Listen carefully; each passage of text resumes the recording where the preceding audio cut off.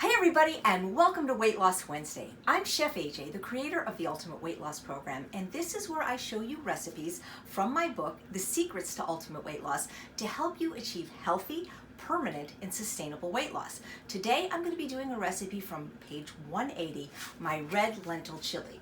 This is one of my most popular recipes thanks to Forks Over Knives, who once released it in their newsletter during the Super Bowl Sunday season, and it's become a very popular recipe with a lot of people and their families. So I'm going to show you a variation that you might like, especially if you're somebody for whatever reason that has to avoid legumes. And you're probably thinking, why would anybody have to avoid legumes? Well, first of all, what are legumes? Well, they're really healthy, and I encourage everyone to eat them if they can. Legumes are things like beans and split peas and lentils, which is in what would red lentil chili be without lentils. But there are some people, for a variety of reasons, that just can't eat them. You may find this hard to believe, but some people are actually allergic to legumes. I actually know 3 people that were born with an anaphylactic allergy to legumes. They actually carry EpiPens with them. There are certain people maybe that have kidney disease or are on dialysis and for whatever reason have to either limit how many legumes they eat or avoid them. And there's people that choose not to because of certain digestive conditions, which we're seeing a lot of, like IBS and SIBO and Crohn's, that either are told not to eat legumes by their doctor or they've chosen not to. So since I've already done several videos on this wonderful recipe, which you can actually see on YouTube, episode 56, The Chef of the Dietitian, I show you the original recipe, and episode 103 of my television show, Healthy Living with Chef AJ, it's the episode that I did with both Dr. T. Colin Campbell and Dr. Caldwell B. Esselstyn Jr. I show you how to make the red lentil chili. But I'm going to show you this variation that's legume-free, tastes exactly the same, looks exactly the same. You could probably fool people. And what's good about this recipe is it's a way to get in even more vegetables. Now, the base is the same, and by that I mean that we're going to start with a blender and we're going to blend some of our ingredients. So I really use almost no canned products. If you know me, I wrote a book called Unprocessed in 2010 that came out in 2011.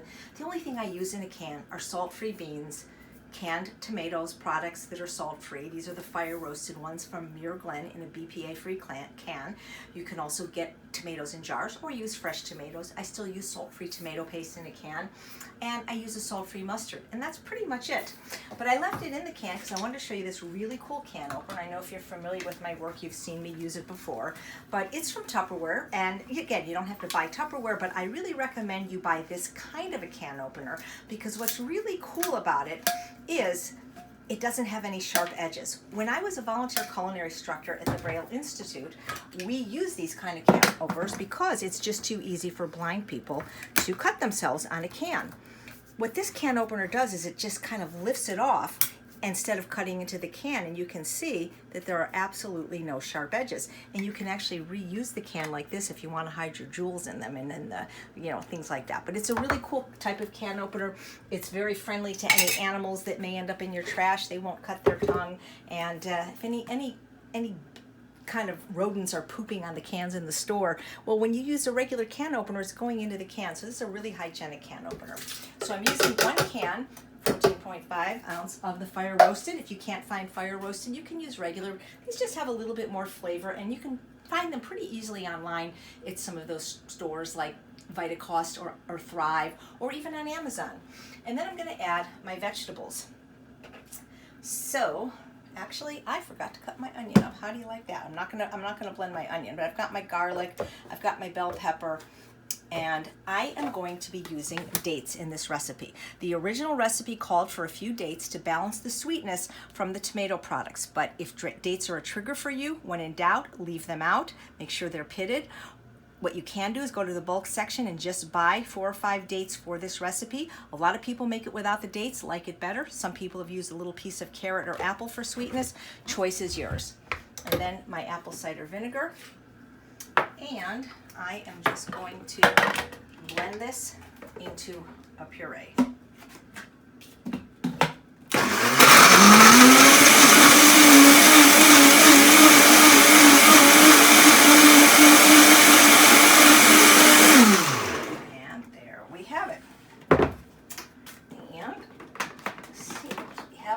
Problem with my plug today. There we go. Maybe it just wants to be one plug at a time. You know what? I forgot to chop my onion up. So you're going to see that I do not have the best knife skills of a chef, but this onion is supposed to be chopped. I sometimes forget what recipe I'm doing because most of my recipes, if you watch like episode 76 of my cauliflower bisque, I'm just so used to putting a whole onion in at a time that I sometimes forget that I'm a chef and I'm supposed to chop stuff. So I'm just going to chop this onion really quickly. This is a red onion because I find that red onions tend to be a little bit more flavorful than the sweet onions or the white onions, but there are times like in the cauliflower bisque that I actually prefer a sweet onion. So this is about 5 ounces of onion. Usually when I do my recipes, I just buy the bag that's already chopped up at Trader Joe's, which is 10 ounces. So this recipe, I'm doing a half of a recipe of what is normally in the red lentil chili. So there we go. That didn't take too long. And I'm going to put it in the Instant Pot. I've got 4 cups of, oh, the power keeps going off on us. Well, that is not good. I wonder if it's my plug. Can't use an Instant Pot without power, can ya? Well, there it goes. Maybe it's just that I touched it. So there we go. We're just going to put the onion in there. We are going to put the puree in there. Dump it all in. I'm using the 6 quart because for this recipe, the 3 quart's not big enough. We are going to be putting the tomato paste in, just like that. Oh, I can feel that onion burning my eyes already. And so how am I going to make something taste like lentils without using lentils? So I'm using riced cauliflower. I'm using a whole bag. And I'm using a cup of dry millet. And I'm going to put that in with my spices. Now, if you're familiar with any of my demonstrations, you know I recommend always measuring out your spices in advance so that it makes it very easy. Anytime you do a recipe, make sure you put up what it is on a little piece of tape. I'm going to close the lid and I'm going to set it for high pressure for 10 minutes. And there we go. So when it's ready, we'll come back and show you what it looks like. So I let it come down to pressure naturally because whenever I cook grains in my Instant Pot, that's what I do rather than quick releasing the pressure. So it just the grains come out better that way. But before I show you the finished product, I want to talk a little bit about one of the spices used in here, which is smoked paprika. It's absolutely my favorite spice. And if you're doing SOS free, salt, oil, sugar free, or what I like to call SOFAS free, sugar, oil, flour, alcohol, and salt free cooking, smoked paprika is really helpful to give things just a really nice smoky depth of flavor where you really won't miss the salt. But they vary widely, and I haven't found a bad smoked paprika yet, but I just want to show you there's all different brands at different price points. The McCormick brand from Costco is probably the best bang for your buck, and it's really, really good. If at all possible, try to smell your spices before you buy them. And you can actually do that at spice shops like Penzeys and Savory. I got a bunch of this from my friends at True North for the holiday season from Savory. Their smoked paprika is just amazing. And remember that smoked paprika is different than sweet paprika, and it's different than Hungarian paprika. And if you've got some spice that your mom gave you when you moved out, after college, throw it away. Spices need to be fresh. And another one I love that I get online is this Chiquilin. I hope I'm pronouncing it right. And probably my favorite is the bourbon smoked paprika, which you can get on Amazon. But they're all good, and they're especially good in salt-free recipes. So if it just says paprika on it? Nope, it's not smoked. It's sort of like chipotle, which I use in a lot of my recipes, which is in this as well. The chipotle powder, that's a smoked jalapeno. If it doesn't say smoked, it's not smoked. So we let it come down to pressure naturally. And whenever I eat my red lentil chili, or when we serve it, we always serve it with some kind of starch. So either it's over some baked potatoes, it's over baked sweet potatoes, or it's over a grain like rice or millet or quinoa. Now, what's cool about having the millet in there is that it's like you're having the grain already in there. So that way you don't have to necessarily add a grain. Now, if you find that this is too thick, I don't recommend you add more water. I just recommend make it without the millet. I've made this with just the riced cauliflower, and it was great. It was a lot more liquidy, but that was fine because I was going to put grain in it anyway. So here we go. We'll just open up there.